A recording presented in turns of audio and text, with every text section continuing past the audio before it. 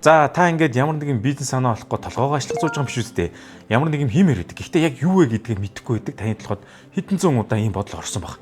Сонирхолтой санаа орж ирнэ. Гэхдээ маргааш нь өөрөө дэр санаанд итгэхэ болчдөг.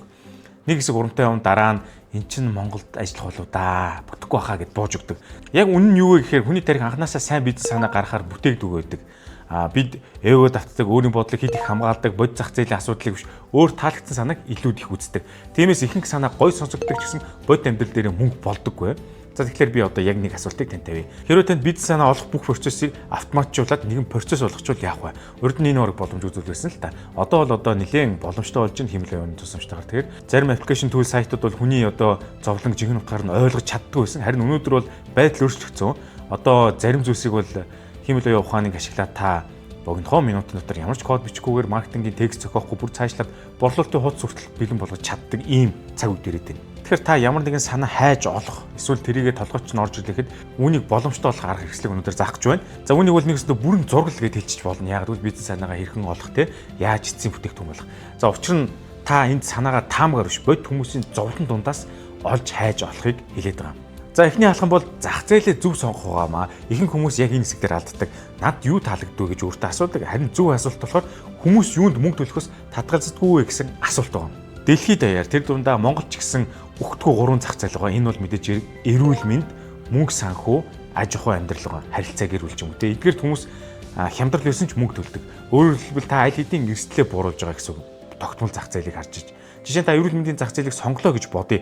Гэхдээ эрүүл мэнд гэдэг нь хэтэрхий том ойлголт байгаа. Тиймээс одоо AI буюу ChatGPT-д задлах даалгаврыг өгнө. Юу гэдэг нь те хамгийн өөрөөр жишээл за стрессийг тайлах. За тэгээд сэтгэл зүйн стресс, нойргүйдэлтэй холбоотой стресс, 25-аас 40 насныхны хот дотор байгаа офис ажилтнуудын нойргүйдэл гэх мэтэр үндсэн ниш, дэд ниш гэдэг ингээ бүр улам зах зээл нарийсгаад үзээд байна. Энэ таны хийх ганц шийдвэр байгаа. Тэр нь танд юу илүү их наалдаж байгаа вэ гэсэн асуулт байна. Тэгэхээр үүнийг аль нь манай ус буюу Монголд наалдцтай явах багталтай гэдгийг нь бодож үзэх нь.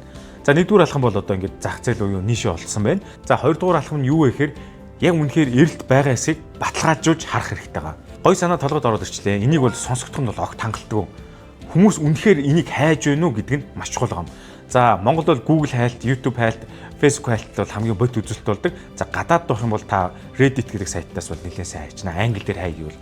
За Монголоос бол ингэж харна л да жишээ нь нойргүйдүүл яах вэ? Стресс тайлах арга, сэтгэл түгш гэх мэт үгсүүдийг хайхад байнга асуудаг асуулт гараад ирнэ. Google, Facebook-ос хайхад те. Магадгүй сүүлийн үед монголчууд Threads-ийг аягүй хэрэглэж байгаа. Threads дээр ч гэсэн та хайж үзэж болно. Ганц хайлтанд ойлгохтой болчихгүй шүү дээ. Олон талаар нь хайж үз. Кириллээр, монголоор янз янзаар нь бичээ те. За 3 дугаар алхам бол хамгийн чухал хэсэг ба. Энэ юу гэхээр бодит хэрэглэгчдийн зовлон цуглуулах. Хэрвээ та англиар хийж байвал Reddit гэдэг сайтаас хайвал маш зохимжтой байгаа. За Монгол бол төрөлхөн хэрэглээд байдаг.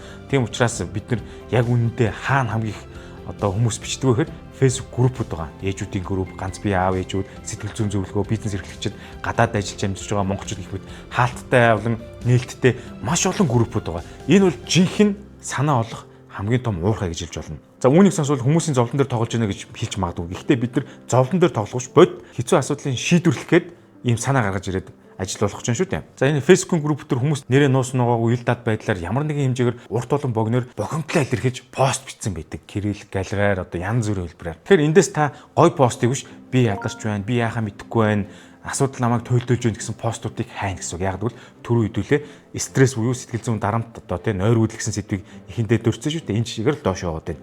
Тэгэхээр комент нь олон дахин маргаан дагуулсан хүмүүс маш их комент бичсэн, над ч гэсэн юм байна, адилхан байна гэсэн ийм постуудыг олох юм бол энэ бол бодит хүмүүстэр байгаа өвдөлт гэсэн үг.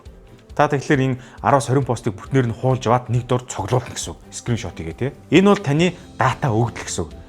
За одоо дөрөвдүгээр алхам бол жинхэнэ хиймэл оюухныг утгаар нь ажиллуулж эхэлнэ. Та энэ бүх пост, комментиг хиймэл оюухан өгөөд нэг том асуултыг асууна. Эдгээр хүмүүс яг юунаас болж шалж байна вэ? За хиймэл оюухан буюу одоо ChatGPT, Gemini, Claude гэдэг эдгээр дээр нь команд өгөх юм бол үүнийг уншаад асуудлуудыг ангилна. Хамгийн гол нь хүмүүсийн яг өөрсдийнх нь хэлсэн үгийг ишлэл болгон ялгаж өгнө гэсэн үг. Энэ командыг та яг зөвөр одоо ChatGPT ч юм уу тэр Claude, Gemini дээр өгөх нь шүү дээ. Энэ бол одоо хамгийн чухал дата гэсэн үг. Учир нь та дараа нь хэрэглэгчтэй яг өөрийнхөө үгээр биш тэдний үгээр ярьж эхлэх хүчтэй байгаа юм. За 5 дугаар алхам бол зах зээлийн цоорхойг олж харах гэж байгаа. Одоо танд асуудлууд байна. Харин эдгээрийг яаж шийдэх вэ? Хэмлэн явахын дараагийн даалгавар өгнө. Энэ бол эдгээр асуудлыг авч үзээд одоо байгаа шийдлүүдийг юу дуртай байна вэ гэдгийг Монгол хөрсөнд буулгасан хангалттай шийдэгдэг үү? Технологи үйлчлэгээ контентын ямар боломж байна гэдгийг асууна. Хэмлэн явахын танд чинь ингээд бүх бодит боломж санаануудыг чинь чагсаад гаргаад ирнэ. Магадгүй та энэгээр аппликейшн хийж болно, онлайн үйлчлэгээ, онлайн сургалт зөвлөх үйлчлэгээч хийж болно. Энд бүгдийг нь хийх албагүй л дээ. Ганц л санааг та яг энэ дундаасаа энэ яг хамгийн сайн байна гэж сонгоод хамгийн их наалдаж, хамгийн ойлгомжтой, хамгийн хурдан туршиж болох санааг сонгож авах гэсэн үг шүү. За 6 дугаар алхам бол олон хүний хамгийн их гайхдаг гэсэн үг. Энэ бол одоо борлуулалт. Ихэнх хүмүүс яг энэ хэсгээр гацчихдаг. Би маркетинг мэдэхгүй шүү дээ. Гэвч одоо та яг одоо бодит хэрэглэгчдийн асуудлыг одоо гаргаж ирсэн үгүйттэй болцсон байгаа.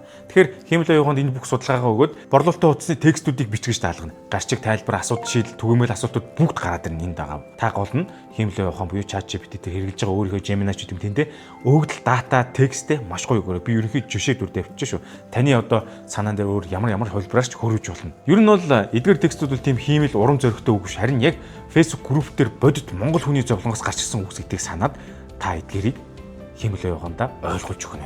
За 7 дугаар алхам бол баталгаажуулалт. Та шууд одоо энэ санаа гоё боллоо гингүүт аппликейшнийг ч юм уу, вебсайтыг ч юм уу ямар нэгэн зүйл шинээр хийж мөнгө зарцуулах албагүй.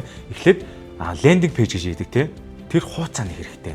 Тун удахгүй гэж үчихэд хитгэн асуулттай Google форм ч юм уу дараа нь имэйл үлдэх хэсэг тавина. Магадгүй лендинг пэйжийг тань төвөгтэй асуудалтай байгаа юм бол Cloud дээр ороод ийм пэйж хийгээд өгчээ гэд хийгээд тэр нь код нь хийгээд өгдөг. Энэ бол жоохон ажиллагатай л да. Харин үүний оронд Google форм тавиад тун удахгүй энэ үсгээ гаргаж байгаа гэд гар утасны дугаар ч юм уу имэйл үлдэх хэсэг тавиад тэр зараа тавьчих хэрэгтэй пост болгоо те. Тэр бүүссэн ч болно.